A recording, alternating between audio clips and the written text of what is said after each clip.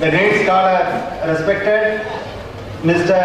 M.V. Arunachalam, to deliver his speech on NEET entrance examination program.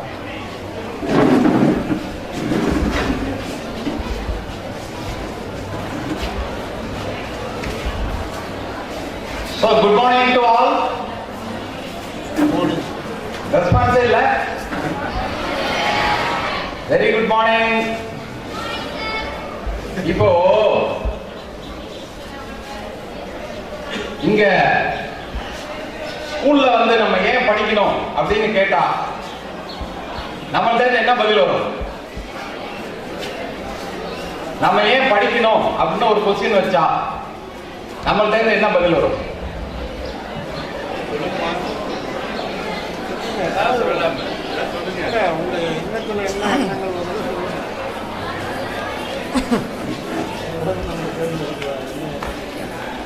படிப்பறிவு அப்படிங்கிறது நம்முடைய வாழ்க்கை தரத்தை உயர்த்துவதற்கு அப்படிங்கிறதுக்காக தான் நம்ம படிக்க வரோம். சரி, பள்ளிக்கூடத்தில் படிச்சு முடிச்சிட்டோம், அதுக்கப்புறம் காலேஜ் ஏன் படிக்கணும் அப்படின்னா எல்லாருக்கும் ஒரே ஒரு குறிக்கோள் இருக்கு. அந்த குறிக்கோள் என்ன அப்படின்னா நல்ல வேலைக்கு போகணும், நல்ல சம்பாதிக்கணும். பணம் என்பது இன்றைக்கு முக்கியமான ஒரு பொருளாதார தேவையாக இருக்கிறது. அதுவும் பெண் குழந்தைகளாக இருந்தாலும் சரி, ஆண் குழந்தைகளாக இருந்தாலும் சரி, வேலைக்கு செல்ல வேண்டும் அல்லது பணம் சம்பாதிக்க வேண்டும் என்கிற ஒரு பொருளாதார சூழ்நிலை இப்போ நம்ம நாட்டில் நிலவுது. அதுக்குதான் இப்போ நம்ம வேலைக்கு போகக்கூடிய கல்வியாக தேர்ந்தெடுத்து படிக்க வேண்டிய காலகட்டாயத்தில் நம்ம இருக்கோம். அதான் இப்ப ரொம்ப முக்கியமான விஷயம். So what we want literally is one professional education which gives us job immediately when we complete the course. நாம் கோர்ஸை முடிக்கிறப்போ நமக்கு உடனே வேலை வேணும் அல்லது கேம்பஸ்ல வேலை வேணும். அப்படிப்பட்ட படிப்புகளை நாம் படிக்க வேண்டிய காலகட்டாயத்தில் இருக்கோம். சரிங்க சார், உலகத்துல என்னென்னலாம் படிக்கலாம் அப்படின்னு ஒரு கேள்வி கேட்டோம்னா நமக்கு தெரிஞ்ச ஒரே ஒரு படிப்பு பார்த்தா எல்லாரும் டாக்டர் ஆகணும் இல்லைன்னா இன்ஜினியர் ஆகணும். இப்படிதான் நம்ம பேசிக்கிட்டு இருக்கோம் இல்லையா? ஸோ இப்போ இன்ஜினியர் ஆகணும். இப்போ எனக்கு முன்னாடி ஒருத்தர் இருக்கார் இன்ஜினியர், உங்க ஊர் தான், மன்னார்குடிக்காரரு, சொல்லின் செல்வர்னு பேரு. எங்க நெய்வேலி NLC இந்தியா லிமிடெட்ல மிகப்பெரிய பதவியில் இருக்காரு. அந்த பதவிக்கு பேரு சீஃப் ஜெனரல் மேனேஜர். இவரோட கிராமத்துல இருந்து ஒரு 4 கிலோமீட்டர் 5 கிலோமீட்டர் நடந்து போய் அரசாங்கத்தில் இருக்கக்கூடிய பள்ளிக்கூடத்துல படிச்சு, அண்ணா யூனிவர்சிட்டியில படிச்சு, இன்ஜினியர் ஆகி நெய்வேலியில ஜாயின் பண்ணி இன்னைக்கு சீஃப் ஜெனரல் மேனேஜரா உங்க முன்னாடி உட்கார்ந்து இருக்காரு. எப்படி இதெல்லாம் முடிஞ்சிச்சு அப்படின்னா இவர் படிச்சதுனால முடிஞ்சது. சோ அப்ப படிப்பு அப்படிங்கிறது ரொம்ப அத்தியாவசியமா ஆயிடுச்சு. இப்போ இவர் வந்து அண்ணா யூனிவர்சிட்டியில படிச்சாரு, இன்ஜினியரிங் படிச்சார். ஆனா இவரோட பசங்க எல்லாம் எங்க படிச்சாங்க அப்படின்னா அண்ணா யூனிவர்சிட்டியில படிக்கல. இவங்க பசங்க 2 பேருமே இன்ஜினியர்ஸ் தான். இவங்க எல்லாம் அண்ணா யூனிவர்சிட்டியில இவங்க பசங்க படிக்கல. ஏன் படிக்கல அப்படின்னு கேட்டா, இன்னைக்கு உங்களுக்கு எல்லாருக்கும் தெரியும், கம்ப்யூட்டர் உங்க விரல் நுனியில இருக்கு. உங்க பள்ளிக்கூடத்துல கம்ப்யூட்டர் சொல்லி கொடுக்குறாங்க. உங்க செல்போன்ல நீங்கள் நெட்ல போய் தேட முடியும். அந்த மாதிரி விஷயங்கள்லாம் வந்துருச்சு. அதுல போயிட்டு இந்தியாவிலேயே பெஸ்ட் இன்ஜினியரிங் காலேஜ் அல்லது இன்ஜினியரிங் படிப்பு அப்படின்னு போட்டீங்கன்னா அண்ணா யூனிவர்சிட்டி வரமாட்டேங்குது. எனக்கு ஆச்சரியமா இருக்கு. பெஸ்ட் இன்ஜினியரிங் காலேஜ் எது அப்படின்னா அண்ணா யூனிவர்சிட்டியே இல்லை அப்படின்னா தயவு செய்து நீங்க ஒரு விஷயத்தை தெளிவா புரிஞ்சுக்கணும். அண்ணா யூனிவர்சிட்டி இல்லை அப்படின்னா அண்ணா யூனிவர்சிட்டி கீழே இருக்கிற 572 இன்ஜினியரிங் காலேஜும் இல்லைன்னு அர்த்தம். அண்ணா யூனிவர்சிட்டியே கூகுள் சர்ச்சில் போய் பெஸ்ட் இன்ஜினியரிங் காலேஜ் தேடுறப்போ அண்ணா யூனிவர்சிட்டியே வரவில்லை என்றால் அண்ணா யூனிவர்சிட்டிக்கு கீழே இருக்கிற 572 இன்ஜினியரிங் காலேஜும் வரவே வராது. சரி சார், 46 டீம்டு யூனிவர்சிட்டி இருக்கு. எங்க ஊர்லயே பாத்தீங்கன்னா ஒரே ரோட்ல 3 யூனிவர்சிட்டி இருக்கு. ஸோ ஒரு யூனிவர்சிட்டி பேர் பெரியார் மணியம் யூனிவர்சிட்டி, இன்னொரு பேர் பிரிசம் யூனிவர்சிட்டி, அதுக்கு பக்கத்தில் போனீங்கன்னா சாஸ்திரா யூனிவர்சிட்டி கும்பகோணத்தில் இருக்கு, இங்கெல்லாம் இருக்கு. அப்படின்னா இந்த யூனிவர்சிட்டிலாம் எந்த ரேங்க்ல இருக்கு தெரியல. அண்ணா யூனிவர்சிட்டியே ரேங்க்ல இல்லைங்கிறப்போ இந்த 46 டீம்டு யூனிவர்சிட்டிலாம் எந்த ரேங்க்ல இருக்கு? அப்ப இன்ஜினியரிங் எங்க தான் சார் போய் படிக்கிறது? நீங்க சொல்றத பார்த்தா எங்களுக்கு தெரிஞ்ச அண்ணா யூனிவர்சிட்டி இல்லைன்றீங்க, எங்களை சுத்தி இருக்கிற பெரிய பெரிய யூனிவர்சிட்டிலாம் இல்லைங்கிறீங்க. அப்ப எங்க தான் சார் நாங்க போய் படிக்கிறது அப்படின்னு ஒரு கேள்வி கேட்டீங்கன்னா, தயவு செய்து இன்னைக்கு புரிஞ்சுக்கங்க, கல்வி 3 வகையாக பிரிக்கப்பட்டிருக்கிறது இந்தியாவில். ஒண்ணு மாநில அளவில் உள்ள கல்வி, இன்னொன்னு அகில இந்திய அளவில் உள்ள கல்வி, இன்னொன்னு உலகம் முழுக்களும் இருக்கிற கல்வி. இது 3 இருக்கு. மாநில அளவில் உள்ள கல்வி அப்படின்னு பேசணும்னா நீங்க சொல்ற அண்ணா யூனிவர்சிட்டியை பேசலாம். இந்த 572 காலேஜ்லயே நம்ம பசங்க எல்லாம் பேசிக்கிறான் சார் டாப் 10 காலேஜ்ங்கிறான். நான் வரும்போது பார்த்தேன் 2 11th பையன் பேசிட்டு இருக்கான், டாப் 10 இன்ஜினியரிங் காலேஜ் எதிரா அப்படின்னு கேட்டுட்டு இருக்கான் கேட்கல. ஸோ அட்லீஸ்ட் அவன் டாப் 10 இன்ஜினியரிங் காலேஜ் எதுன்னு கேட்கிற அளவுக்கு ஆகுது என்னுடைய குழந்தைக்கு ஒரு அறிவு இருக்கு அப்படின்னு நான் ஒரு சந்தோஷத்துல தான் உள்ளார வந்தேன். ஸோ அப்போ அந்த மாதிரி டாப் 10 இன்ஜினியரிங் காலேஜ் எது அப்படின்னு கேட்கிற அளவுக்கு இருக்கு. அந்த டாப் 10 இன்ஜினியரிங் காலேஜ் எது இந்தியாவில் அப்படின்னு கேட்டீங்கன்னா, மாநில அளவில் எடுத்துக்கிட்டீங்கன்னா அண்ணா யூனிவர்சிட்டி வேணா சொல்லலாம். ஆனா அகில இந்திய அளவில் எடுத்துக்கிட்டீங்கன்னா ஐஐடி அப்படின்னு ஒரு பள்ளிக்கூடம் இருக்கு, இந்தியன் இன்ஸ்டிடியூட் ஆஃப் டெக்னாலஜி அப்படின்னு ஒரு பள்ளிக்கூடம் இருக்கு, நேஷனல் இன்ஸ்டிடியூட் ஆஃப் டெக்னாலஜி அப்படின்னு ஒரு பள்ளிக்கூடம் இருக்கு. ஸோ இந்த இந்தியன் இன்ஸ்டிடியூட் ஆஃப் டெக்னாலஜி அப்படிங்கிறது சென்னையில் இருக்கு தமிழ்நாட்டில். National Institute of technology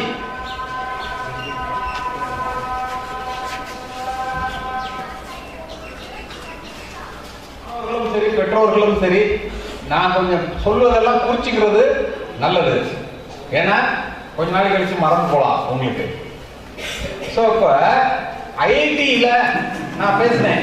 IIT என்பது இந்தியன் இன்ஸ்டிடியூட் ஆஃப் டெக்னாலஜிங்கிறது சென்னையில் இருக்கு. அது எங்க இருக்கு? அண்ணா யூனிவர்சிட்டிக்கு ஆப்போசிட்ல தான் இருக்கு. என்ஐடி அப்படிங்கிறது திருச்சியில இருக்கு, நேஷனல் இன்ஸ்டிடியூட் ஆஃப் டெக்னாலஜி அப்படிங்கிறது திருச்சியில இருக்கு. அங்கதான் இங்க உட்கார்ந்து இருக்கிற சொல்லின் செல்வரோட பசங்க எல்லாம் படிச்சாங்க. சோ இப்ப எதுக்காக நம்ம இதை பேசுறோம் அப்படின்னு சொன்னா, இந்த நவம்பர் மாசம் பேப்பர்ல, தமிழ் பேப்பர்ல வந்ததுதான் உங்களுக்கு எடுத்து கையில வச்சிருக்கேன். உங்களோட கரஸ்பாண்டன்ட் ஐயா கிட்டையும் நான் கொடுத்துருக்கேன். பேஸ்புக்ல ஐஐடி மாணவிக்கு 2 கோடி ரூபாய் சம்பளம் வருஷத்துக்கு. நான் இது வரைக்கும் 30 வருஷம் வேலை பார்த்துட்டேன், மொத்தமா நான் அவ்வளவு பணத்தை பார்த்ததே இல்லை. ஸோ நான் இந்த தமிழ்ல இருக்கிற செய்தியை நான் படிக்கிறேன் உங்களுக்காக. மும்பையை சேர்ந்த ஐஐடி கம்ப்யூட்டர் சயின்ஸ் 4ஆம் ஆண்டு படிக்கும் ஆஸ்தா அகர்வால் என்ற மாணவிக்கு பேஸ்புக் நிறுவனம் ஆண்டுக்கு 2 கோடி சம்பளத்தில் வேலை அளிப்பதாக தேர்வு செய்துள்ளது. இது குறித்து மாணவி ஆஸ்தா அகர்வால் கூறுகையில், பேஸ்புக் நிறுவனம் அளித்துள்ள இந்த வாய்ப்பு எனக்கு மிகுந்த மகிழ்ச்சியை அளிக்கிறது. பயிற்சியின் போது எனது பணியை பாராட்டும் விதத்தில் இந்த நிறுவனம் வேலை வழங்கியுள்ளது. 8வது செமஸ்டர் முடித்த பிறகு அடுத்த ஆண்டு அக்டோபரில் பேஸ்புக் தலைமை அலுவலகத்தில் நான் வேலைக்கு சேர உள்ளேன் அப்படின்னு இந்த பொண்ணு சொல்லியிருக்கு. 2 கோடி ரூபாய் வருஷத்துக்கு சம்பளம், ஐஐடி மும்பையில படிச்சது.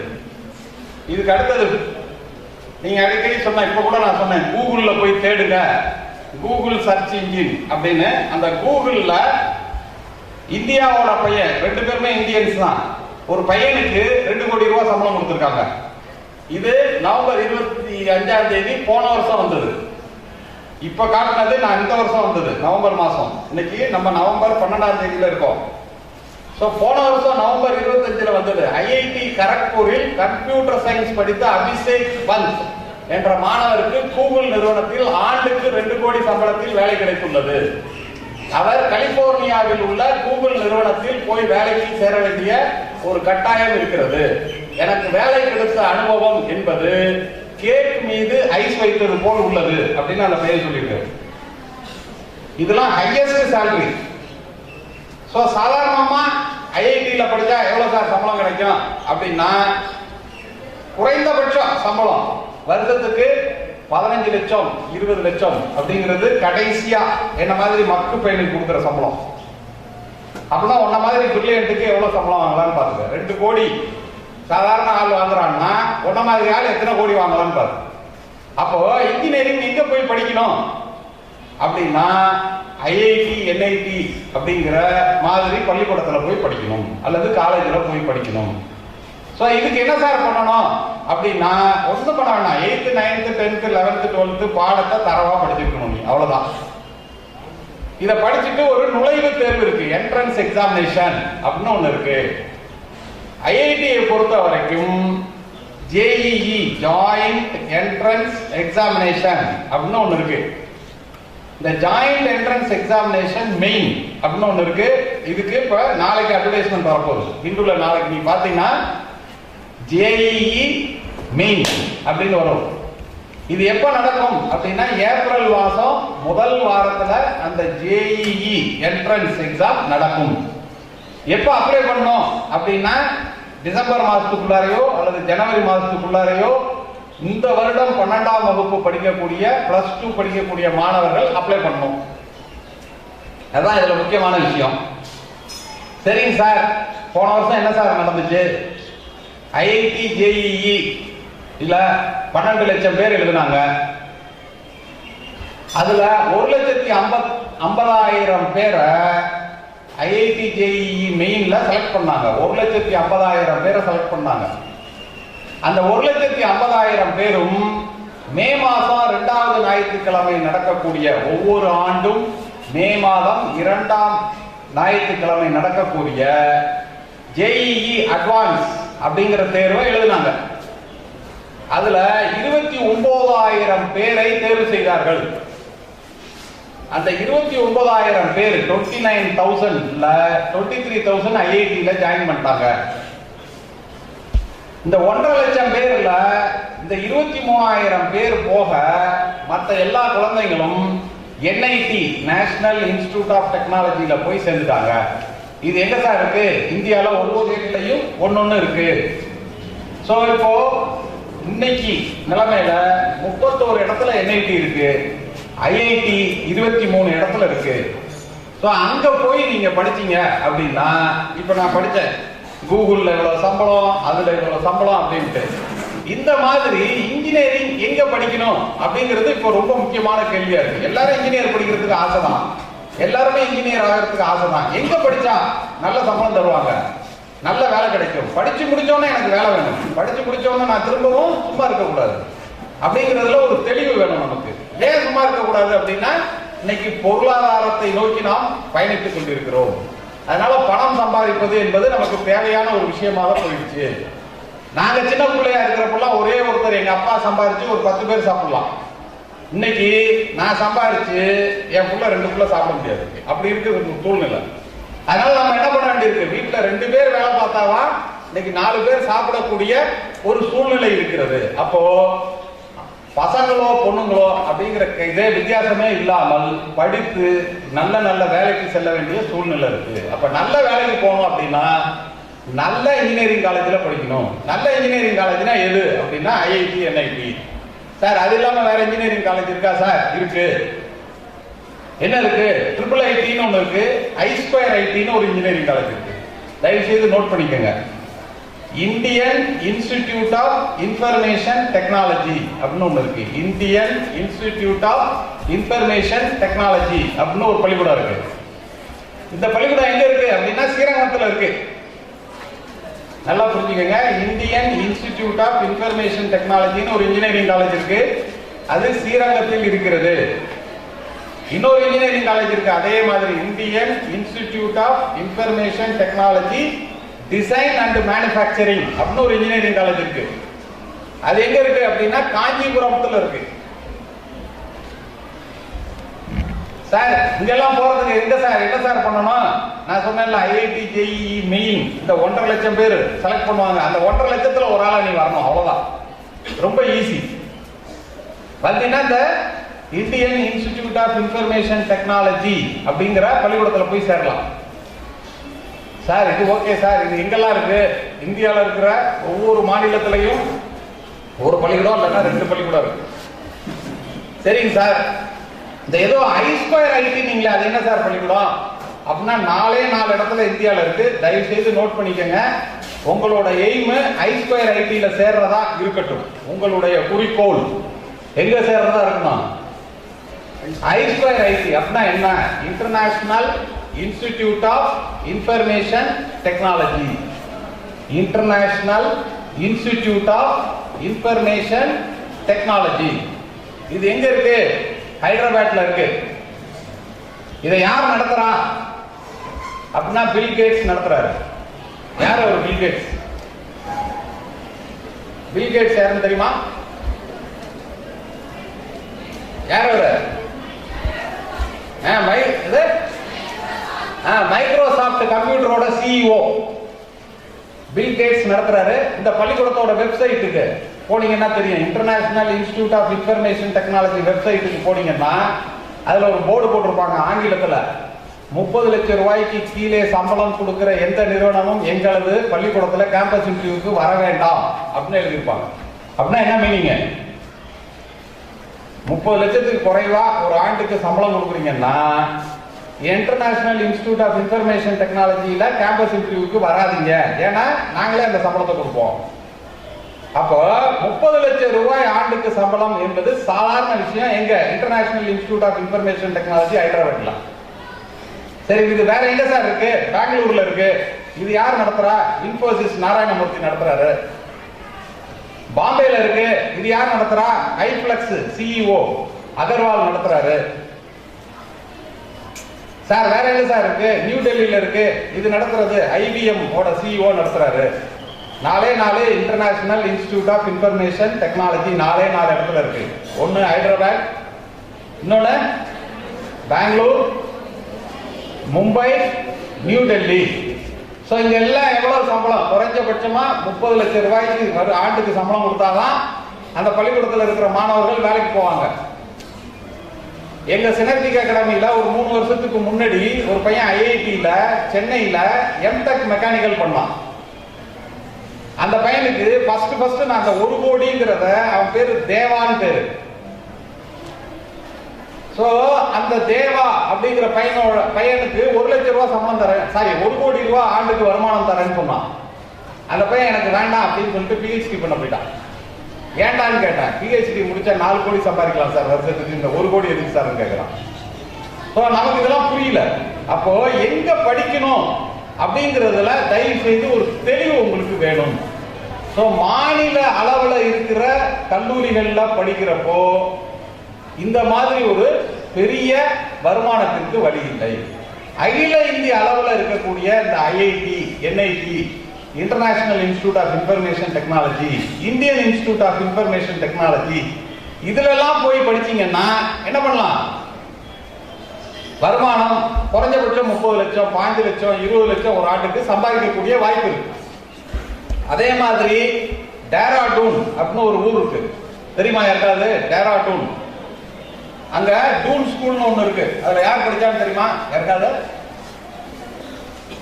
ராஜீவ் காந்தி படிச்சாரு. அந்த டேராடூன்ல பெட்ரோலியம் யூனிவர்சிட்டின்னு ஒரு யூனிவர்சிட்டி இருக்கு.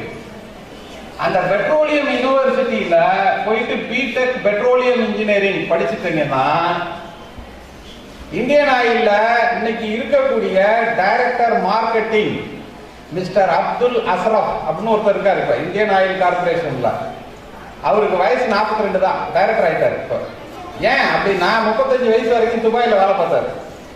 ஏன்னா அவர் பெட்ரோலியம் டெக்னாலஜி படிச்ச பொறியாளர், இன்ஜினியர். அவர் அப்படியே இங்க டிஜிஎம் எடுத்தாங்க, ஜிஎம் ஆனாரு, டைரக்டர் ஆயிட்டாரு 42 வயசுல. இன்னும் ஒரு 4-5 வருஷத்துல அவர் சேர்மன் ஆயிடுவாரு இந்தியன் ஆயில் கார்பரேஷன், பாரத் பெட்ரோலியத்தில் ஆக போறாரு. ஏதோ ஒரு ஆயில் கம்பெனில சேர்மன் ஆயிடுவாரு. ஸோ அப்படிலாம் இருக்கு. பெட்ரோலியம் இன்ஜினியரிங் படிக்கணும் அப்படின்னா அது எங்க படிக்கணும்? தனியா இருக்கு.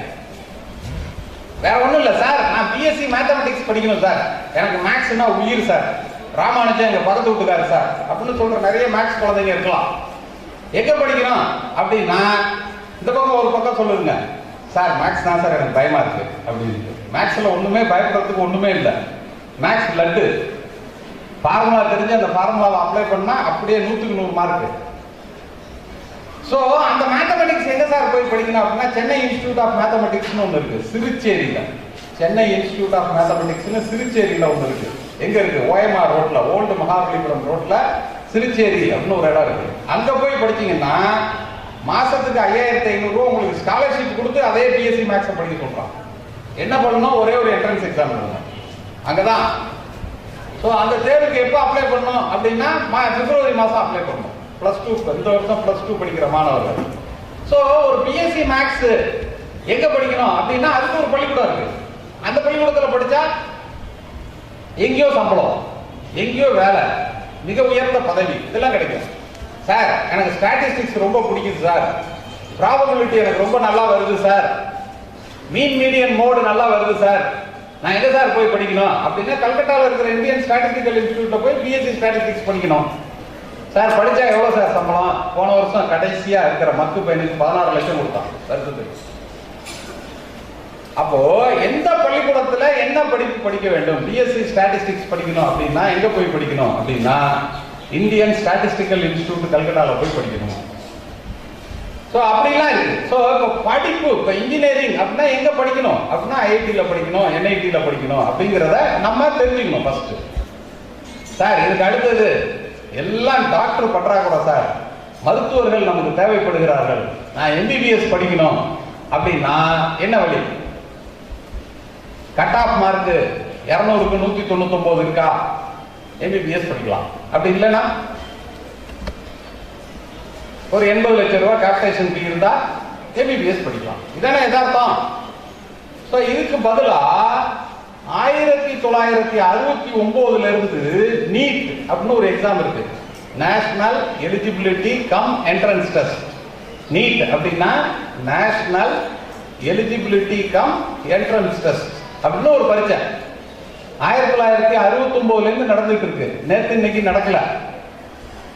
சோ அந்த தேர்வை எழுதுனா, முதல்ல எல்லாம் எழுதுனா என்ன கிடைக்கும் அப்படின்னா ஒவ்வொரு மருத்துவ கல்லூரியிலையும் ஒவ்வொரு மெடிக்கல் காலேஜிலையும் 15% ஆஃப் த சீட்டு இந்த ஆல் இந்தியா எக்ஸாம் மூலமா தான் போடுவாங்க. இப்ப தஞ்சாவூர் மெடிக்கல் காலேஜ் எடுத்துக்கங்க, நமக்கு தெரிஞ்ச மெடிக்கல் காலேஜ், பழமையான மெடிக்கல் காலேஜ். எம்பிபிஎஸ் இங்க தான் படிக்கணும்னு சென்னையில இருந்து வந்து குழந்தைகள் படிக்கக்கூடிய medical college Thanjavur medical college. அந்த தஞ்சாவூர் மெடிக்கல் காலேஜ்ல 200 சீட் இன்னைக்கு இருக்கு. ஆனா 199க்கு 200க்கு 199 மார்க் வாங்கினவர்கள் அந்த 200 சீட்லயும் போய் சேர முடியுமானா சேர முடியாது. 170 சீட்ல தான் சேர முடியும். நல்லா தயவு செய்து புரிஞ்சுங்க நண்பர்களே.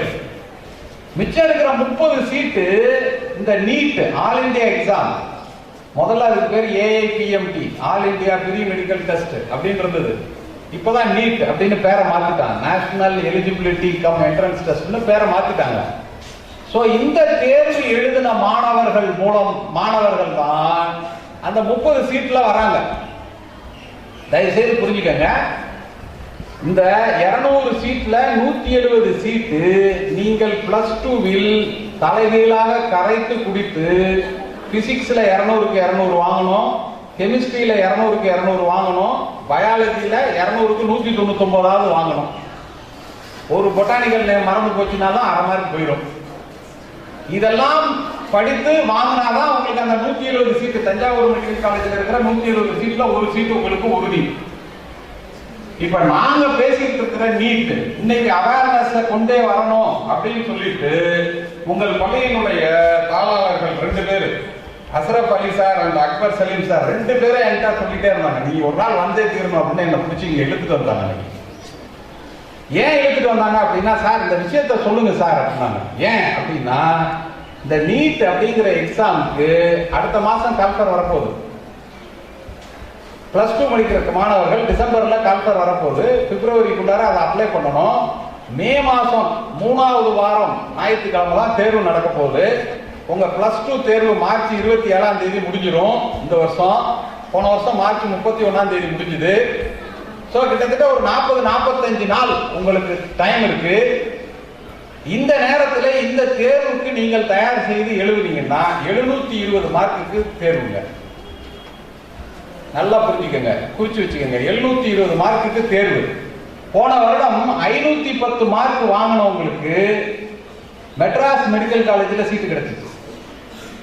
720 மார்க்குக்கு தேர்வு, 500 மார்க் அல்லது 500 மெட்ராஸ் மெடிக்கல் காலேஜில் சீட்டு கிடைக்குது. அப்படின்னா எத்தனை பர்சன்டேஜ் இது? கொஞ்சம் கால்குலேட் பண்ணி பாருங்க. சோ நீங்க 199 200க்கு வாங்கி தஞ்சாவூர் மெடிக்கல் காலேஜிலேயோ, மெட்ராஸ் மெடிக்கல் காலேஜிலேயோ, செங்கல்பட்டு மெடிக்கல் காலேஜிலேயோ, தூத்துக்குடி மெடிக்கல் காலேஜிலேயோ, திருவண்ணாமலை மெடிக்கல் காலேஜிலேயோ சேர்ந்தீங்கன்னா வருடத்திற்கு 40,000 ரூபாய் ஃபீஸ் கட்டணும்.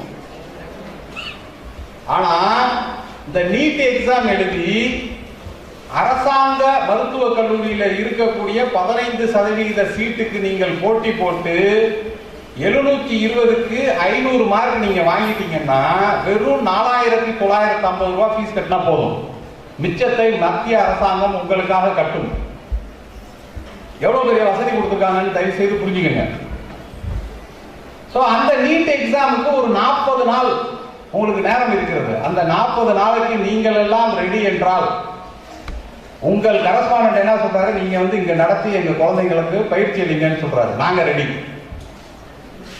சோ இந்த நீட் எக்ஸாம் அப்படிங்கிறது நல்லா தயவு செய்து புரிஞ்சுக்கங்க. இன்னைக்கு அரசாங்கத்தில் இருக்கக்கூடிய, அரசாங்கம் நடத்தக்கூடிய மருத்துவ கல்லூரியில் உள்ள 15% சீட்டு எது வழியா போடணும்? நீட் எக்ஸாம் மூலமா தான் போடணும். இது ஒண்ணு. சரிங்க சார், பிரைவேட் மெடிக்கல் காலேஜ் ஊர் சுத்தி இருக்கு. எங்க ஊர் பக்கத்துல பாண்டிச்சேரின்னு ஒரு யூனியன் டெரிட்டரி இருக்கு. அங்க பாத்தீங்கன்னா 8 மெடிக்கல் காலேஜ் இருக்கு. சோ அங்க சேரணும்னா என்ன சார் பண்றது? அங்க சேரணும்னாலும் நீட் எக்ஸாம் பாஸ் பண்ணணும். சோ முதல்ல எல்லாம் நீட் எக்ஸாம் பாஸ் பண்ணாமல் போன ஆண்டு வரை 80,000 ரூபாய் அல்லது 80 லட்சம் ரூபாய் கேபிடேஷன் ஃபீ கொடுத்தா சேர்ந்துக்கலாம் அப்படின்லாம் இருந்துச்சு வழிமுறைகள். போன ஆண்டு சுப்ரீம் கோர்ட் கொடுத்த ஒரு ஆர்டர் படி நீட் எக்ஸாம் தேர்வு எழுதினால்தான் தனியார் மருத்துவ கல்லூரியிலும் போய் எம்பிபிஎஸ் படிக்க முடியும் அப்படிங்கிற நிலைமையை கொண்டு வந்தாங்க. சோ அப்ப அந்த நீட் எக்ஸாம்ல 2 விஷயம் இருக்கு. தனியார் கல்லூரியை பொறுத்த வரைக்கும், தனியார் மருத்துவ கல்லூரியை பொறுத்த வரைக்கும், தனியார் மருத்துவ கல்லூரியில 100 சீட் இருக்குன்னா 50 சீட்டு அரசாங்கத்தின் மூலமாக போட வேண்டும். மிச்சம் இருக்கிற 50% சீட்டுக்கு பேரு மேனேஜ்மெண்ட் கோட்டா அப்படின்னு வச்சிருக்காங்க. சோ அந்த மேனேஜ்மெண்ட் கோட்டா அப்படிங்கிறது எதை வச்சு போடுறாங்க அப்படின்னா, முன்னாடி எல்லாம் கேபிடேஷன் ஃபீ 40 லட்சம் கொடு, 50 லட்சம் கொடுன்னு வாங்கிட்டு இருந்தாங்க. இப்பெல்லாம் என்ன பண்ணிட்டாங்க, நீட் எக்ஸாம் மூலமா தான் வரணும் அப்படின்ட்டாங்க. 2 வித்தியாசம் தான். தயவு செய்து நண்பர்களை குறித்துக் கொள்ளுங்கள். அரசாங்கத்தில் கொடுக்கக்கூடிய 50% சீட்டு மூலமா நீங்க போனீங்கன்னா 3,65,000 ரூபாய் ஃபீஸ் வாங்க வேண்டும். மேனேஜ்மெண்ட் கோட்டால நீட் எக்ஸாம் மூலமாக போனீர்கள் என்றால் 8 லட்சம் ரூபாய் ஃபீஸ் கட்ட வேண்டும். இதுதான் போன ஆண்டு சுப்ரீம் கோர்ட் சொன்ன வெர்டிக்ட். சோ இப்போ இப்படி மாறிடுச்சு. எம்பிபிஎஸ் படிக்கணும் அப்படின்னா தனியார்ல படிக்கணும்னா கூட என்ன தேவைப்படுது? இந்த நீட் அப்படிங்கிற national eligibility cum Entrance test அப்படிங்கிறது தேவைப்படுகிறது. சோ அந்த நீட் எக்ஸாமுக்கு உங்களை தயார் செய்தால் நீங்கள் மருத்துவக் கல்லூரியில, தனியார் மருத்துவக் கல்லூரியிலும் சேரலாம், அரசாங்க மருத்துவக் கல்லூரியிலும் சேரலாம். இந்த தடவை தனியார் மருத்துவக் கல்லூரியில் சேருவதற்கு குறைந்தபட்ச தகுதி மதிப்பெண் 125 ஆக இருந்தது. 720க்கு 125 மார்க் வாங்கினா பிரைவேட் மெடிக்கல் காலேஜ்ல வருஷத்துக்கு 8 லட்சம் ரூபாய் ஃபீஸ் கட்டி படிக்க முடியும் அப்படிங்கிற நிலைமை இன்னைக்கு இருக்கு. தயவு செய்து இதை நீங்க புரிஞ்சுக்கணும். புரிஞ்சுக்கிட்டு 125 வாங்குறதா 500 வாங்குறதா அப்படிங்கிறத நீங்க மாணவ செல்வங்கள் தான் முடிவு பண்ணணும். ஏன்னா உங்க பெற்றோரோட நிலைமை உங்களுக்கு தான் தெரியும். சோ நீங்க முடிவு பண்ணி நான் 500 வாங்குவேன் அப்படின்னு முடிவு பண்ணா உங்க அப்பாவுக்கு 5,000 ரூபாய் தான் செலவு வருஷத்துக்கு. நான் 125 தான் வாங்குவேன்னு சொன்னீங்கன்னா 50 லட்சம் ரூபாய் செலவு உங்க அப்பாவுக்கு. எது உங்க அப்பாவுக்கு செலவு வைக்கலாம் அப்படிங்கறத நீங்கள் தான் தயவு செய்து முடிவு பண்ண வேண்டும். சோ இப்படி தயவு செய்து புரிஞ்சுக்கங்க. சோ நான் மருத்துவம் படிக்க வேண்டும் அல்லது பொறியியல் படிக்க வேண்டும் அப்படின்னு முடிவு பண்ற இதே காலகட்டத்தில் நாம் ஒரு நுழைவுத் தேர்வு மூலமாக போனோம் என்றால் மிக அதிக அளவிலே பணம் சம்பாதிக்க முடியும். உலகத்தில் இருக்கிற எல்லா நாடுகளுக்கும் பயணம் செய்ய முடியும். உலக அறிவை நாம் பெற முடியும் அப்படிங்கிற விஷயத்த நீங்க இன்னைக்கே உங்க மண்டையில ஏத்துனீங்கன்னா ஆட்டோமேட்டிக்கா படிச்சுக்கிறீங்க. சோ அதுக்கு தான் இந்த அவேர்னஸ் ப்ரோக்ராமை உங்களுடைய பள்ளியினுடைய தாளாளர்கள் ஏற்பாடு பண்ணியிருக்கிறாங்க. சோ இதுதான் அடிப்படையான காரணம். சார் இந்த மெடிக்கல் இன்ஜினியரிங் இது 2 தானா சார் உலகத்திலே படிப்பு அப்படின்னு நீங்க ஒரு கேள்வி கேட்டீங்கன்னா இல்ல நிறைய படிப்பு இருக்கு அப்படின்னு. சார் எப்படி சார் படிப்பு இருக்கு? உங்க கரஸ்பாண்டன்ட் ஐயாட்ட பேசும்போது சொன்னேன், சார் இந்த IAS IPS விழிப்புணர்வுலாம் நாங்க பண்ணோம் சார் அப்படின்னு பேசிட்டு இருந்தார். IAS IPS அப்படின்னா கலெக்டர், இந்த ஊர் கலெக்டர் யாரு? IAS officer. இந்த ஊர் SP யாரு? IPS officer. இதெல்லாம் வரணும்னா என்ன சார் பண்ணணும் அப்படின்னா ஒரே ஒரு டிகிரி படிக்கணும். டிகிரி படிச்ச அப்புறம் ஒரு நுழைவுத் தேர்வு எழுதணும். அதுல பாஸ் பண்ணா இன்னொரு நுழைவுத் தேர்வு எழுதணும். அதுல பாஸ் பண்ணா இன்டர்வியூக்கு போகணும். இன்டர்வியூல போனா உங்களை செலக்ட் பண்ணி IAS ஆபீசரா அல்லது IPS ஆபீசரான்னு முடிவு பண்ணிடுவாங்க. இவ்வளவு ரொம்ப ஈஸியான விஷயம் தான். ஆனால் இதற்கு தினமும் கொஞ்சம் கடுமையா நம்ம உழைக்கணும். டெய்லி ஒரு ½ hour பேப்பர் படிக்கணும், NDTVல நியூஸ் பார்க்கணும், அவ்வளவுதான். வேற எதுவுமே தேவையில்லை. ஆனா இது ரெண்டுமே நம்ம செய்ய மாட்டோம். ஸோ டெய்லி 15 நிமிஷம் பேப்பரு, 15 நிமிஷம் NDTV நியூஸ் பார்த்தா நீங்கள் IAS ஆவதை யாராலையுமே தடுக்க முடியாது. ஆனா நம்ம பார்க்கிறோமா அப்படின்னு ஒரு கேள்வி கேட்டா என்ன பதில் உங்களுக்கே தெரியும். என்ன பதில் ஏன் அப்படின்னு சொல்றேன்னா, இப்ப நான் சொன்னேன் சார் இன்ஜினியரிங்க்கு IITல போய் படிக்கணும் அப்படின்னு. IAS ஆகிறதுக்கு IITல தாங்க போய் படிக்கணும். தயவு செய்து குறிச்சுக்கங்க, IITல சென்னையிலையும் மும்பையிலையும் MA டெவலப்மெண்டல் ஸ்டடீஸ் அப்படின்னு ஒரு கோர்ஸ் இருக்கு. யாருக்குமே தெரியாது. MA கம்யூனிகேட்டிவ் இங்கிலீஷ் அப்படின்னு ஒரு கோர்ஸ் இருக்கு. IIT சென்னையில இருக்கு, IIT மும்பையில இருக்கு. 2 course, MA developmental studies, MA communicative English அப்படின்னு 2 கோர்ஸ் இருக்கு. +2 முடிச்ச உடனே ஒரே ஒரு நுழைவுத் தேர்வு இருக்கு. அந்த நுழைவுத் தேர்வுக்கு பேர் சொல்றேன், தயவு செய்து குறிச்சுக்கங்க. HSEE, HSEE, Humanities Science Entrance Examination. So அந்த Humanities Science Entrance Examination அப்படிங்கிற தேர்வை நீங்க எழுதுனீங்கன்னா IIT சென்னையிலேயோ IIT மும்பையிலேயோ போய் நீங்கள் என்ன படிக்கலாம்? MA developmental studies, MA communicative English அப்படிங்கிற 2 விஷயத்தை போய் படிக்கலாம். சார் அது படிச்சா என்ன சார் அப்படின்னாங்க. போன வருஷம் IAS ஆபீசர்ஸ் லிஸ்ட் வந்துச்சு. 969 பேர் சிவில் சர்வீஸ் என்கிற தேர்வில் தேர்ந்தெடுக்கப்பட்டார்கள் அப்படின்னு. அதுல 31% இந்த MA படிச்சவங்க தான் செலக்ட் ஆனது. தயவு செய்து புரிஞ்சுக்கணும், இந்த 31%. ஸோ 969 வேணா போன வருஷம் பேப்பர் இருந்தா பரட்டி பாருங்க. 969 பேர் IAS IPS ஆபீசர் சிவில் சர்வீஸ்ல 16 கேட்டகரி இருக்கு. First category Indian foreign service, 2வது கேட்டகரி இந்தியன் அட்மினிஸ்ட்ரேட்டிவ் சர்வீஸ், 3வது கேட்டகரி தான் இந்தியன் போலீஸ் சர்வீஸ். அதுக்கு பாடி வேணும், ஃபிட்னஸ் வேணும். ஸோ என்ன மாதிரி இருந்தா அடிச்சு அனுப்பிடுவான். ஸோ கொஞ்சம் பாடியா இருக்கணும். அந்த மாதிரி இருந்தா IPS ஆபீசருக்கு போலாம். ஸோ இந்த தேர்வுல யாரா ஜெயிச்சிருக்கா அப்படின்னா 31% IIT சென்னையிலையும் IIT மும்பையிலையும் MA developmental studies படிச்சவன் தான் ஜெயிச்சிருக்கான். அப்படின்னா என்ன அர்த்தம்? அப்ப அந்த கோர்ஸ்ல ஏதோ ஒரு விஷயம் இருக்கு அப்படிங்கிறத நம்ம புரிஞ்சுக்கணும். சோ இதுதான் இப்ப யதார்த்தம். இந்த யதார்த்தத்தை நம்ம தேடி தேடி போய் சொல்லிட்டு இருக்கோம் கிராமமா. அதை நீங்க புரிஞ்சுக்கிட்டு அந்த மாதிரியான படிப்புகளுக்குள்ளார நீங்கள் போவதற்கு முயற்சி பண்ணணும் அப்படின்ட்டு. வரும்போது ஒரு நண்பர் கேட்டாரு, சார் இந்த MBA எல்லாம் IIMல படிக்கணும்னு சொல்றாங்க சார், டிகிரி முடிச்சுட்டு +2 முடிச்சுட்டு IIMல போய் MBA படிக்க முடியாதா சார் அப்படின்னு ஒருத்தர் கேட்டாரு. நான் பஸ்ல வந்துட்டு இருந்தேன், பக்கத்துல உட்கார்ந்து கேட்டாரு. நான் உடனே சொன்னேன், இல்லைங்க IIM இந்தூர்ல அப்படி ஒரு படிப்பு இருக்கு, நீங்கள் தயவு செய்து குறிச்சுக்கங்க. +2 முடிச்ச உடனே IIM இந்தூர்ல போய் நேரடியாக MBA படிக்கலாம். வேற எந்த IIMலயும் இல்ல. IIMனா என்ன sir? Indian institute of management. இந்தியால பெஸ்ட் MBA படிக்கிறதுக்கு பெஸ்ட் பள்ளிக்கூடம் எது அப்படின்னா IIMs தான். சோ அந்த IIMsல A B C D E F லாம் இருக்கு. A அப்படின்னா அகமதாபாத், B அப்படின்னா பாம்பே, பெங்களூரு, C அப்படின்னா கல்கட்டா. இதெல்லாம் பெஸ்ட். IIM A இன்னைக்கு பெஸ்ட், அகமதாபாத் தான் பெஸ்ட் அப்படின்னா அதுக்குள்ளார இருக்கிறது 16 IIM. 16 IIMலயே பெஸ்ட் IIM கல்கட்டா, 8வது IIM இந்தூர். IIM இந்தூர் 8வது இடத்துல இருக்கு. 9வது இடத்துல இருக்கிறது IIM திருச்சி. நம்ம திருச்சியில ஒரு இந்தியன் இன்ஸ்டிடியூட் ஆஃப் மேனேஜ்மெண்ட் இருக்கு, தயவு செய்து புரிஞ்சுக்கோங்க. ஐஏஎம் திருச்சி NIT இருக்கு, நேஷனல் இன்ஸ்டிடியூட் ஆஃப் டெக்னாலஜி இருக்கு. என்ன சோ அந்த ஐஏஎம் இந்தூர்ல +2 முடிச்ச உடனே நீங்கள் போய் தாராளமாக படிக்கலாம். என்ன சார் பண்ணணும்?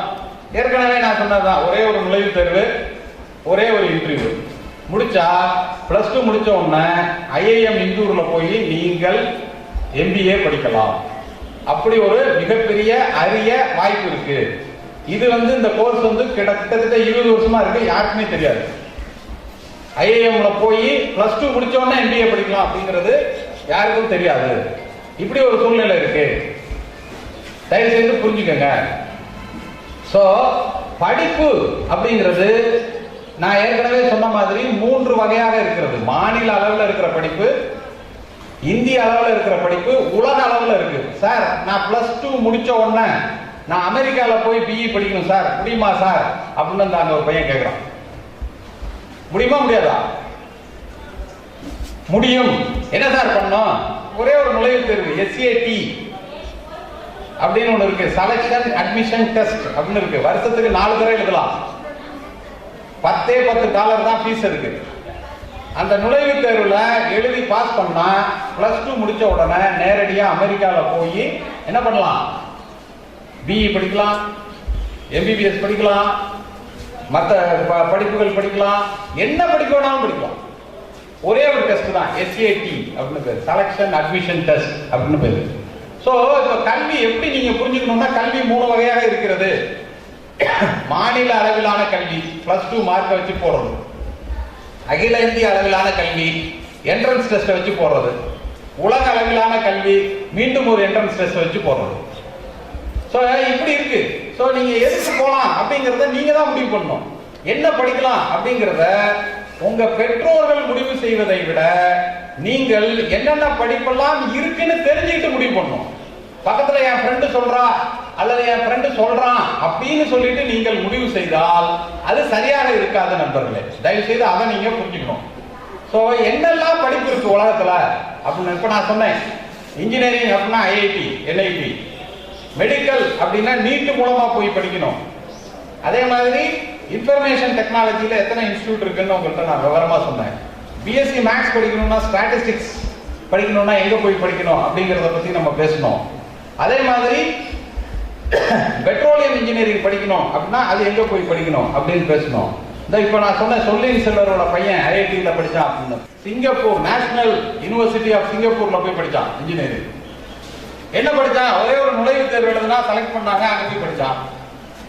படிச்சு முடிச்சுட்டு வந்தா என்ன பண்றதுன்னு கேட்டான். XLRI-ல MBA பண்றான்.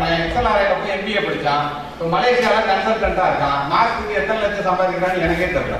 அவனை கேட்டா, அவன் சொல்ற ஃபிகர்லாம் கேட்டா எனக்கு மயக்கம் வருது. அவ்வளவு சம்பாதிச்சுட்டு இருக்கிறான். எப்படா வருவான் அப்படின்னா, நான் வரப்ப வருவோமாமா, நீங்க எப்பயாவது போன்ல பேசி நான் பேசுறேன், எனக்கு டைம் இருந்தாங்க. சோ இப்படி இருக்கு. இவரு கேட்டா அவன் ஏன்டே பேசுறது இல்லைங்க. சோ எப்படி வாழ்க்கை மாறிச்சுன்னு பாருங்க. சோ காலையில திங்கட்கிழமை காலைல பிளைட்ல போனானா வெள்ளிக்கிழமை சாயங்காலம் பிளைட்ல வரான். எத்தனை நாடு சுத்துறான்னு தெரியல.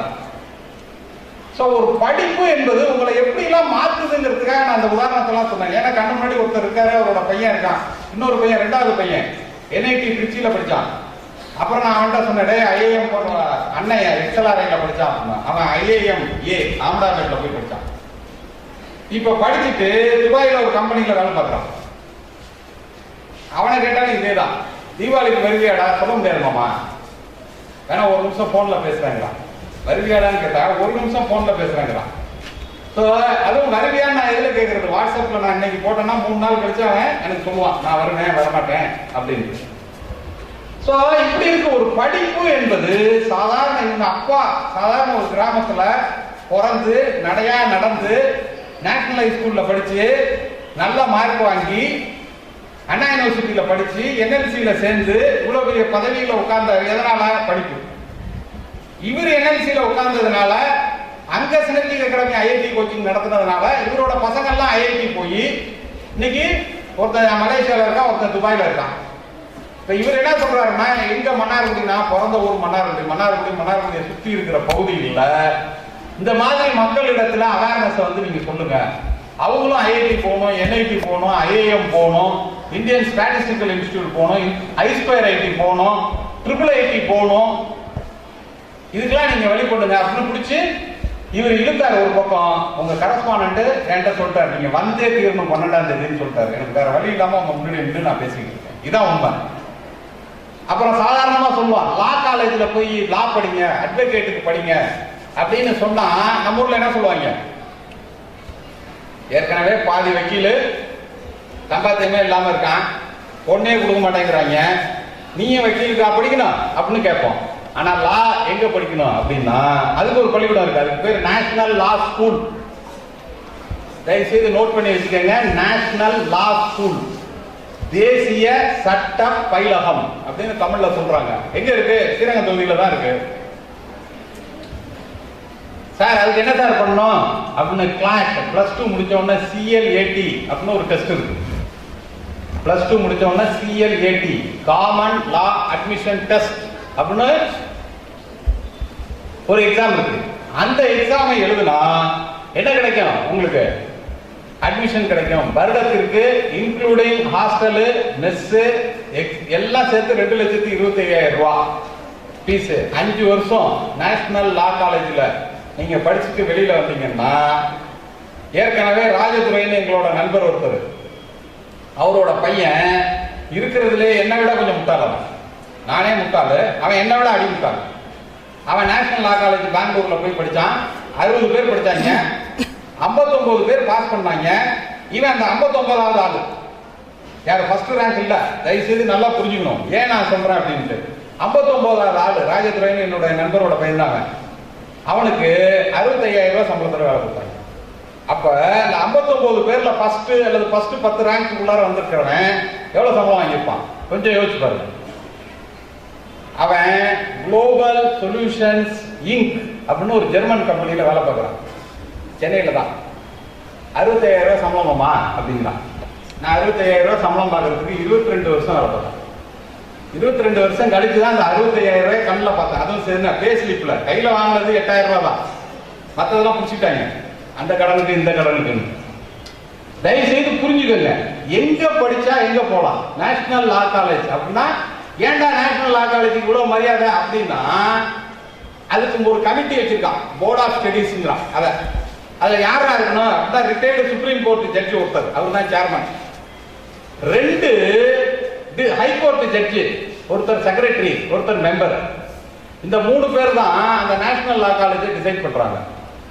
அந்த நேஷனல் லா காலேஜ்ல ஃபர்ஸ்ட் இயர் சேர்ந்த உடனே அவன் ஹைகோர்ட்ல போய் இன்டர்ன்ஷிப் பண்றான், பயிற்சி எடுத்துக்கிறான் ஃபர்ஸ்ட் இயர்ல.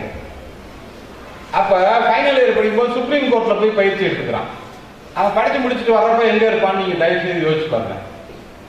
போன வருஷம் சினதிக் அகாடமியில படிச்ச பையன் ஒருத்தன், இந்த ராஜதுரை நான் சொன்னேன், அதுக்கு அடுத்த செட்ல படிச்சு முடிச்சான்.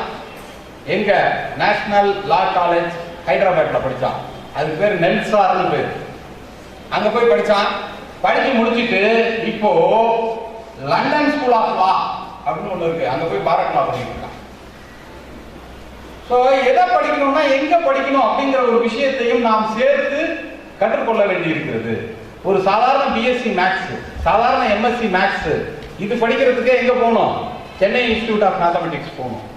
அப்படி இல்லை அப்படின்னா எங்க போகலாம் அப்படின்னு கேட்டேன். சார் இதெல்லாம் வேணாம் சார், நான் பிஎஸ்சி மேக்ஸ் எம்எஸ்சி மேக்ஸ் முடிக்கணும் சார், அல்லது பிஎஸ்சி பிசிக்ஸ் படிக்கணும், எம்எஸ்சி பிசிக்ஸ் படிக்கணும் சார், அல்லது கெமிஸ்ட்ரி படிக்கணும் சார், பயாலஜி படிக்கணும் சார், படிச்சுட்டு நான் ஒரு 100 பேரை டாக்டரா மாற்றணும் சார், நான் டீச்சரா மாறணும் சார் அப்படின்னு சொல்ற குழந்தைங்க இங்க நிறைய இருக்காங்க. எங்க சார் படிக்கணும் அப்படின்னா ஒங்கி இல்ல, IISERன்னு ஒரு பள்ளிக்கூடம், தயவு செய்து குறிச்சுக்கோங்க. IISER, Indian institute of science education and research. அந்த பள்ளிக்கூடத்து பேரு Indian institute of science education and research அப்படின்னு ஒரு பள்ளிக்கூடம் இருக்கு. மொத்தம் இந்தியாவில் 16 இடத்துல இருக்கு. தமிழ்நாட்டில் அதே ஸ்ரீரங்கம் தொகுதியில் இந்த பள்ளிக்கூடமும் இருக்கு. இந்த பள்ளிக்கூடத்தில் என்ன சார் சொல்றாங்க? BSMS ஒரு படிப்பு இருக்கு, bachelor of science master of science. Sir இங்க என்ன சார் பண்ணணும்? இந்த IIT JEE main exam pass பண்ணீங்கன்னா அந்த பள்ளிக்கூடத்தில் சேர்த்துக்குவாங்க. சேர்த்துக்கிறது மட்டும் இல்ல, மாசத்துக்கு 5,500 ரூபாய் ஸ்காலர்ஷிப்பும் கொடுப்பாங்க. உங்க அப்பாவுக்கு செலவே இல்லை. அப்படி இல்லைன்னா என்ன சார் பண்ணலாம்? National Institute of science education and ரிசர்ச்னு ஒரு பள்ளிக்கூடம் இருக்கு. National Institute of science education and ரிசர்ச்னு ஒரு பள்ளிக்கூடம் இருக்கு. அது புவனேஸ்வர்ல இருக்கு. ஸோ அதுக்கு என்ன சார் பண்ணணும்? நெஸ்ட்னு ஒரு எக்ஸாம் இருக்கு.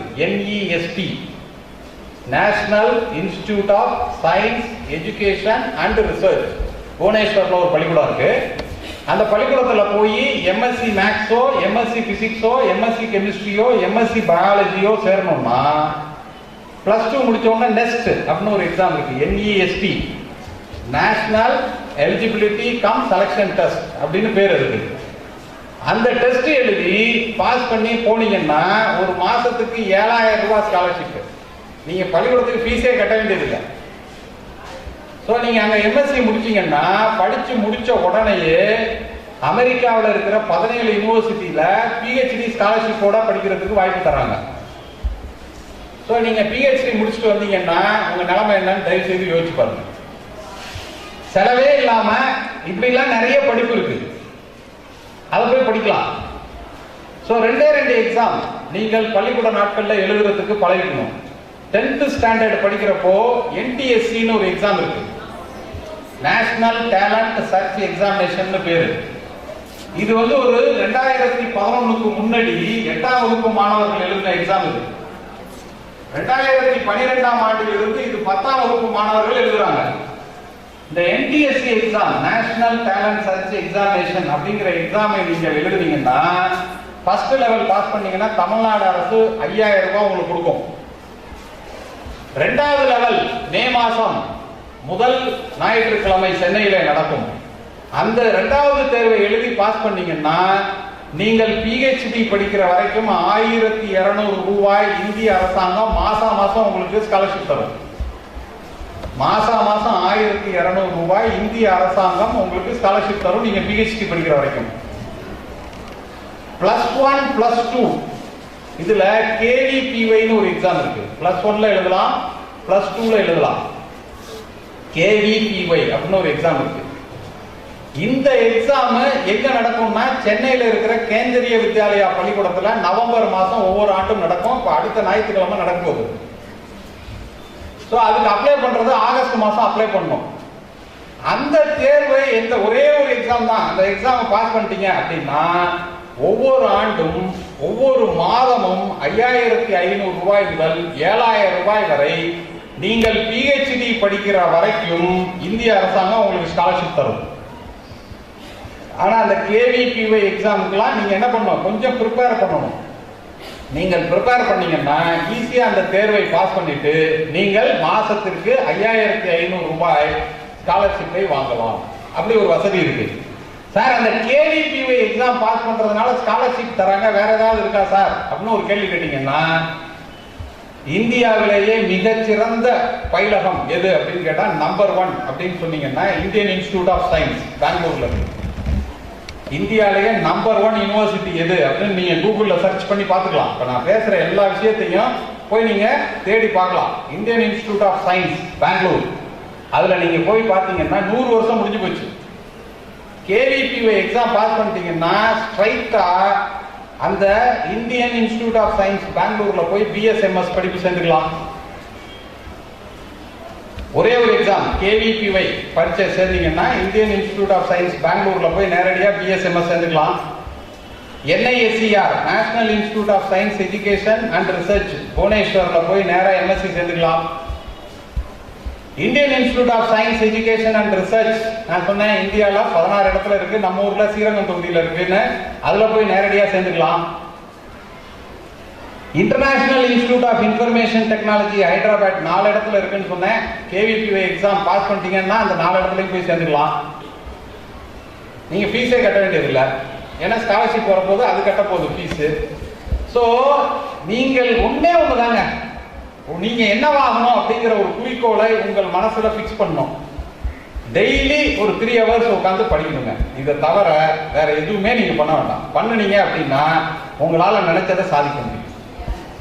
ஸோ நீங்கள் என்னவாகணும் அப்படிங்கிறதை நீங்கள் முடிவு செய்வதற்கு முன்னாடி என்னென்னலாம் உலகத்துல படிப்பு இருக்கு அப்படிங்கிறத தெரிஞ்சுக்கணும். இப்போ நான் இவ்வளோ படிப்பு சொல்லியிருக்கேன். கிட்டத்தட்ட ஒரு அரை மணி நேரத்துல இவ்வளவு படிப்பையும் சொல்லியிருக்கேன். இவ்வளவு படிப்பு இருக்கு. இது இல்லாம நிறைய படிப்பு இருக்கு. நான் 6 மணி நேரம் பேசுவேன், உங்களால தான் உட்கார முடியாது, அவ்வளவு படிப்பு இருக்கு.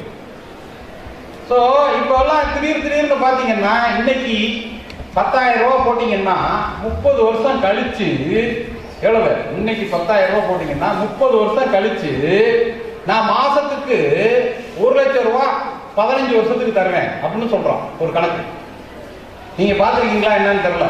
நிறைய அட்வர்டைஸ்மெண்ட்ல பாத்தீங்கன்னா இன்னைக்கு மாசம் 10,000 ரூபாய், ஒரு 15 மாசம் 30 வருஷம் கழிச்சு நான் மாசம் உங்களுக்கு 1 லட்சம் ரூபாய் தருவேன் 15 வருஷத்துக்கு, இப்படி எல்லாம் ஸ்கீம் சொல்றான்.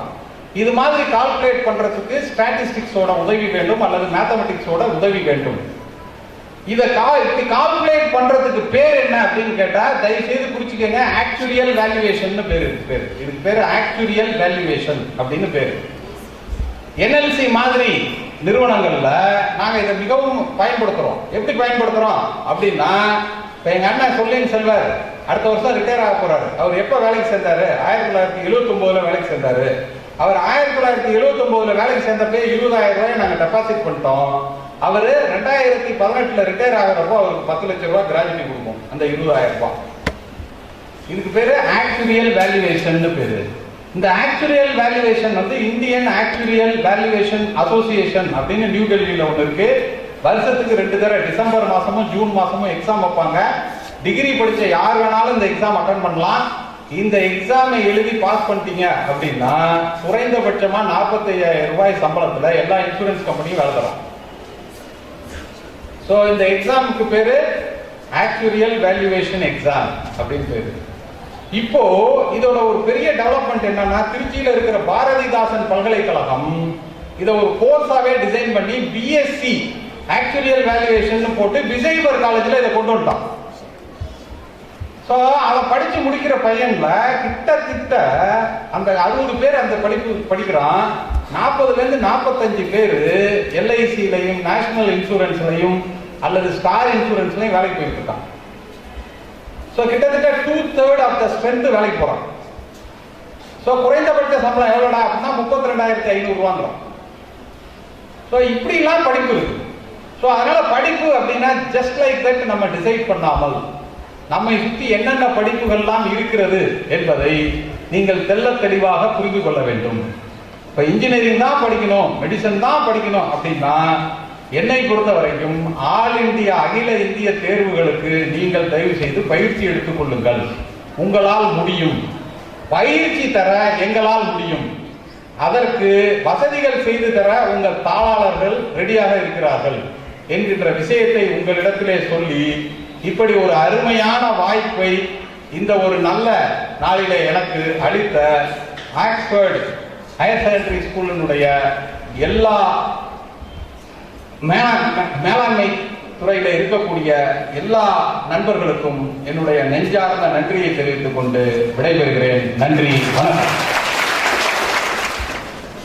நன்றி. நான் பிஎஸ்சி அக்ரியை வேணும்னே தான் விட்டேன்.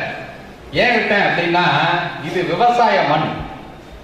சோ தஞ்சையில நெல் விளைஞ்சாதான் தமிழ்நாட்டுக்கே சோறு அப்படின்னு பேசப்பட்ட தஞ்சை மாவட்டம் இன்னைக்கு வரும்போதெல்லாம் எனக்கு ரத்த கண்ணீர் தான் வந்துச்சு. இப்பொழுதுதான் நாத்து நடுகின்ற சூழ்நிலையை பார்த்துட்டு இருக்கேன். சில இடத்துல நாத்தே நட முடியல. சோ இப்படி ஒரு மோசமான சூழ்நிலை. இந்த சூழ்நிலையில நம்ம என்ன சொல்றது அப்படின்னு யோசிச்சுட்டே வந்தேன். நண்பர் சொல்றாரு அக்ரிகல்ச்சர் பத்தி பேசுங்க அப்படின்னு. தயவுசெய்து புரிஞ்சுக்கங்க, 1921ஆம் ஆண்டு கோயம்புத்தூர்ல இருக்கிற அக்ரிகல்ச்சர் யூனிவர்சிட்டி ஓபன் பண்ணிட்டாங்க. இன்னைக்கு நேற்று இல்ல, 1921. விவசாயம் என்பது மனிதன் முதலாக தோண்டிய காலத்திலேயே இருந்து செய்து வருகின்ற பெரிய தொழில். வேற எல்லாத்துக்கும் இருக்கிற மரியாதையை விட நான் இன்னைக்கு பேசுகிறேன் அப்படின்னா ஒருவேளை சோறு தின்னாதான் என்னால பேச முடியும். அது காரணம் விவசாயம். ஒவ்வொரு வருஷமும் ஒவ்வொரு முறையும் நான் சாப்பிடும் பொழுது விவசாயியை நினைத்து கொண்டுதான் சாப்பிட வேண்டும். ஆனால் அந்த விவசாயினுடைய நிலைமை இன்றைக்கு நன்றாக இல்லை இந்தியாவில். இதை மனசுல வச்சுக்கிட்டு தான் நான் அந்த பிஎஸ்சி அக்ரி அப்படிங்கிறத பத்தி பேசுவதற்கு யோசிச்சேன். சார் படிக்கலாமா வேணாமா அப்படின்னு கேட்டா இன்றைய சூழ்நிலை மாறி வருகிறது. பிஎஸ்சி அக்ரி 99% மார்க் வாங்கினாதான் பிஎஸ்சி அக்ரி சீட்டே கிடைக்குது அக்ரிகல்ச்சர் காலேஜில். கோயம்புத்தூர்ல இருக்கிற அக்ரிகல்ச்சர் யூனிவர்சிட்டி 5 இடத்துல தமிழ்நாட்டில் இருக்குங்க. மதுரையில் இருக்கு, திருநெல்வேலியில் இருக்கு, திருச்சியில் இருக்கு, சேலத்தில் இருக்கு, கோயம்புத்தூர்ல இருக்கு. 5 இடத்துல தயவுசெய்து புரிஞ்சுக்கோங்க. தமிழ்நாடு அக்ரிகல்ச்சர் யூனிவர்சிட்டியோட பிஎஸ்சி அக்ரி. சார் அவ்வளோ மட்டும்தான் இருக்கா சார்? பிஎஸ்சி அக்ரி மட்டும்தான் இருக்கா தமிழ்நாடு அக்ரிகல்ச்சர் யூனிவர்சிட்டியிலன்னு கேட்டா 26 கோர்ஸ் இருக்கு. ஒரு கோர்ஸ் 2 கோர்ஸ் இல்ல, 26 கோர்ஸ் இருக்கு. சார் நீங்க என்ன சார் லேட்டஸ்ட் கோர்ஸ் அப்படின்னா பிடெக் ஃபுட் டெக்னாலஜி அப்படின்னு ஒரு கோர்ஸ் இருக்கு. அதுதான் இப்ப latest course. Sir food technology sir அப்படின்னா நாங்களாம் சமைக்கிறோம். ஆமா நீங்க சமைக்கிறீங்க, நாங்களும் சமைக்கிறோம். ஏன்னா 2 பேர் வேலைக்கு போற வீட்டுக்கு வந்தீங்கன்னா தெரியும், ஆண் பெண் இருவரும் சமைக்கணும். ஒருத்தர் வேலைக்கு போற வீட்டுல வேணா பெண் சமைக்கலாம். ஸோ அப்படி சமைக்கிறதுல என்ன இருக்கு அப்படின்னா இன்னைக்கு டெக்னாலஜி வந்துருச்சு. ஸோ இன்னைக்கு ஐஸ்கிரீம் அப்படின்னு ஒன்று வந்துருச்சு. சார் அந்த ஐஸ்கிரீம்லாம் எப்படி செய்யறாங்க அப்படின்னா அதுக்கு படிப்பு இருக்கு, அதுக்கு மிஷின் இருக்கு. சென்னையில நீங்க பார்த்துருப்பீங்க, சரவண பவன் ஒரு ஹோட்டல் இருக்கு. ஒரு 10 இடம் 20 இடத்துல இருக்கு சென்னையில. சென்னையிலிருந்து 90 கிலோமீட்டர் உள்ள மாமண்டூர் அப்படிங்கிற இடத்துல அந்த சரவண பவன் ஹோட்டலுக்கு ஒரு ஃபேக்டரி இருக்கு. ஹோட்டலுக்கு ஃபேக்டரியா அப்படின்னு நீங்க கேட்டீங்கன்னா ஆமான்னு சொல்லுவேன். அதுக்கு பேர் இட்லி ஃபேக்டரி, சரவண பவன் இட்லி ஃபேக்டரி. 15 நிமிடத்தில் 1 லட்சம் இட்லிகள் தயாராகிறது. 1 மணி நேரத்தில் 10,000 தோசைகள் தயாராகுது. அங்கேருந்து மிஷின்ல எல்லாமே மிஷின் தயார் பண்ணி தான் மெட்ராஸ்ல இருக்கிற ஹோட்டலுக்கு போகுது. இன்னும் சொல்ல போனால் காலையில் முதல் பிளைட்ல 2 ஐட்டம் பெங்களூருக்கு போகும். முதல் பிளைட் பெங்களூருக்கு சென்னையில 4:30 இருக்கு. சொல்லின் செல்வரையாவுக்கு தெரியும், ஏன்னா நாங்களாம் அவசர அவசரமா 5:30 பிளைட் அப்படிங்கிறதுக்கு ஓடுற ஆட்கள். அந்த பெங்களூர் பிளைட்ல 2 தான் போகும், மனிதர்கள் அல்ல. ஒன்னு பூ, பெங்களூர்ல இருக்கிற ஊட்டியிலிருந்து வரவழைக்கப்பட்ட பூ, பெங்களூர்ல இருக்கிற எல்லா 5 ஸ்டார் ஹோட்டலுக்கும் போகக்கூடிய பூ போகும். 2வது என்ன போகும்னா சரவண பவா இட்லியும் மசால் தோசையும் போயிட்டு இருக்கும் பெங்களூர். எதுல? பிளைட்ல. சோ ஒரு இடத்துல தயார் பண்ணி இன்னைக்கு உலகம் முழுக்களும் என்ன போயிட்டு இருக்கு? உணவுப் பொருட்கள் போயிட்டு இருக்கு. அப்ப ஃபுட் டெக்னாலஜி அப்படிங்கிறது ரொம்ப முக்கியமான ஒரு படிப்பா போகுது. அக்ரிகல்ச்சர்லயே சார் லேட்டஸ்டா நான் படிக்கணும் அப்படின்னா நீங்கள் எது படிக்கணும் அப்படின்னா ஃபுட் டெக்னாலஜி படிக்கணும். கேக் நிறைய தெரியும், நீங்க எல்லாம் இங்க எல்லாம் பார்த்துருப்பீங்க. ஐயங்கார்ஸ் பேக்கரி, ஐயங்கார்ஸ் பேக்கரின்னு போட்டிருக்கோம். அது ஐயங்கார் யாரும் நடத்துறது இல்லை. ஆனா இந்த கேக் மேல ஐஸ்கிரீம் வச்சா எப்படி இருக்கும்னு ஒருத்தன் யோசிச்சான். சாப்பிட்டுருக்கீங்களா? கேக் மேல ஐஸ்கிரீம் வச்சா அதுக்கு பேர் ஐபேக்கோ அப்படின்னு ஒரு அமெரிக்கன் கம்பெனி. சோ அந்த கம்பெனில வேலை பார்க்கறதுக்கு என்னடா வேணும் அப்படின்னா கோயம்புத்தூர் அக்ரிகல்ச்சர் யூனிவர்சிட்டியில படிச்ச பிடெக் ஃபுட் டெக்னாலஜி வேணுங்கிறான். சோ அந்த மாதிரி படிப்புலாம் வந்துருச்சு. 26 டிஃபரெண்ட் டைரக்ட் ஹார்டிகல்ச்சர். இப்ப எங்க சொல்லின் செல்வர் கேட்டீங்கன்னா நெய்வேலியில யாரா எடுப்ப அப்படின்னு கேட்டீங்கன்னா அவர் சொல்லுவாரு ஹார்டிகல்ச்சர் படிச்சவன் தான் வேணும், எனக்கு பிஎஸ்சி ஹார்டிகல்ச்சர் வேணும். ஏன்னா நெய்வேலி ஃபுல்லா என்விரான்மெண்டல். நாங்கள் கிட்டத்தட்ட 4.5 கோடி மரங்கள் வைத்திருக்கிறோம் எங்களோட பகுதியில். ஸோ 4.5 கோடி மரம்னா அதை மெயின்டைன் பண்றதுக்கு, அதை பாதுகாக்கிறதுக்கு எங்களுக்கு ஹார்டிகல்ச்சர் படிச்சவங்க வேணும். ஸோ அந்த மாதிரி படிப்பு ஒவ்வொன்றும் அதுக்குள்ள அக்ரிகல்ச்சர் வந்துருச்சு, ஹார்டிகல்ச்சர் வந்துருச்சு, செரிகல்ச்சர் வந்துருச்சு, ஃபிஷ் கல்ச்சர் வந்துருச்சு. அதுக்கப்புறம் என்ன உள்ளார போனீங்க அப்படின்னா இந்த மாதிரி ஃபுட் டெக்னாலஜி நிக்குது. ஸோ இது மாதிரி அக்ரிகல்ச்சர் பேஸ்டா இப்போ பஞ்சாப்ல எடுத்துக்கிட்டீங்க அப்படின்னா அதிகமாக பிஎஸ்சி அக்ரி படித்த மாணவர்கள் வேலை பார்த்தது பஞ்சாப்ல. ஏன் அப்படின்னா அங்க அக்ரிகல்ச்சர்ங்கிறது ஒரு மிகப்பெரிய லாபகரமான தொழிலாக அங்க செய்யப்பட்டிருக்கிறது. தமிழ்நாட்டில் என்ன இருக்கு அப்படின்னா வெறும் அரசியல் தான் இருக்கு. இங்க லாபம் எதுவுமே இல்லை விவசாயம். இன்னைக்கு விவசாயம் பண்ணிட்டு நல்ல நெல்லெல்லாம் நன்றாக விளைந்த முத்துன நெல்லை எல்லாம் என்ன பண்றான்? மற்றவர்களுக்கு கொடுத்துட்டு அவன் எதை சாப்பிடுறான்? சாதாரண விவசாயி. சோ கடைசியாக இருக்கக்கூடிய போரடித்த நெல்லை சாப்பிடுகின்ற நிலைமை தமிழகத்திலே இருக்கிறது. அதை மாற்ற வேண்டும் என்றால் நீங்கள் எல்லாம் பிஎஸ்சி அக்ரி முடிச்சுட்டு இப்ப கூட நீங்க ஒரு போட்டி, உங்களுக்கு எல்லாம் ஒரு போட்டி வைக்கப்பட்டது. அந்த போட்டியில ஒரு மிக அருமையான தலைப்பை அவர்கள் கொடுத்திருந்தார்கள், இயந்திரங்களின் மோகம் குறையட்டும் அப்படின்னாரு.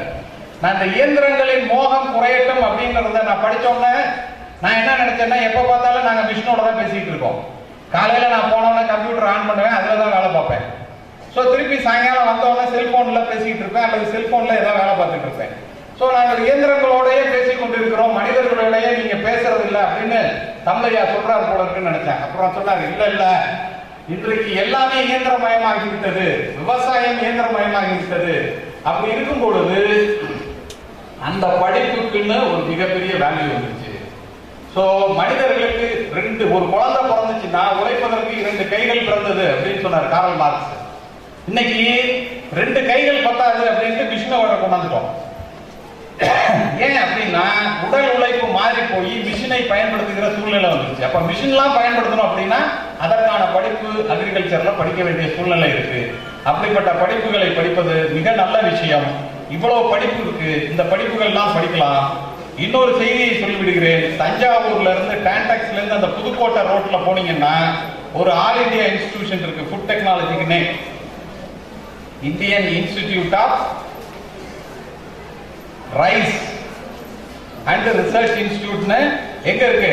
தஞ்சாவூர்ல டான்டாக்ஸ்ல இருந்து புதுக்கோட்டை ரோடு பிரிகிற இடத்துல ஒரு மிகப்பெரிய ஆல் இந்தியா இன்ஸ்டிடியூட் இருக்கு. அங்க போய் ஃபுட் டெக்னாலஜி படிக்கலாம். அதனால அக்ரிகல்ச்சர் படிப்பது என்பது இன்றைக்கு தஞ்சை தரணியில் நடக்கக்கூடிய விவசாயத்தை மாற்றுவதற்கு பயன்படும் அப்படின்னு சொல்லி இந்த விஷயத்தை ஞாபகப்படுத்திய அருமை நண்பர் அவர்களுக்கு நன்றி கூறி, மேலும் உங்களது சந்தேகங்கள் இருந்தால் கேட்கலாம் என்று கூறி அமர்கிறேன்.